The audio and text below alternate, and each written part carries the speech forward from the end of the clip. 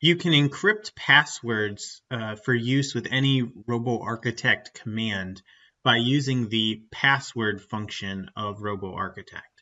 So at this time, the supported functions that can use encrypted passwords are the connect command for any web service requests, the email command for any email capabilities, and the FTP request for transferring files. So I'm going to show you real quick how to use the password utility. So what I have up here is my script. So again, in just a one-line script that we have here, RoboArchitect, password, and then the password file, which will be our output file. So one thing to note is you can't pass the password that you want to encrypt into the script. It's something that has to be keyed in.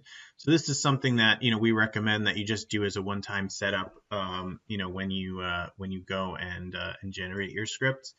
So we have the output file here, and then this log level, which is optional. I just have it in here for now as info, but you can also set this to debug or trace for more detailed logging.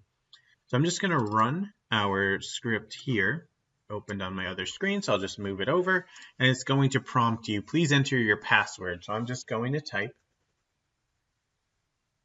And just a note, whatever you type it's not going to show up characters in there, and that's for security purposes. So that way, if anybody's looking at your screen, they can't tell how many characters that you have. Once we're done, I'm just going to press enter, and it's going to tell me that the password was successfully encrypted, and it generated the file where we specified.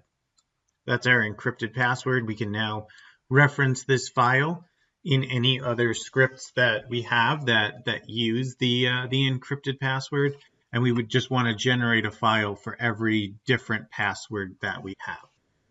Just like with the other tutorials, I'll show you how to do the same thing using RoboArchitect UI, which is a graphical interface to generate the RoboArchitect script.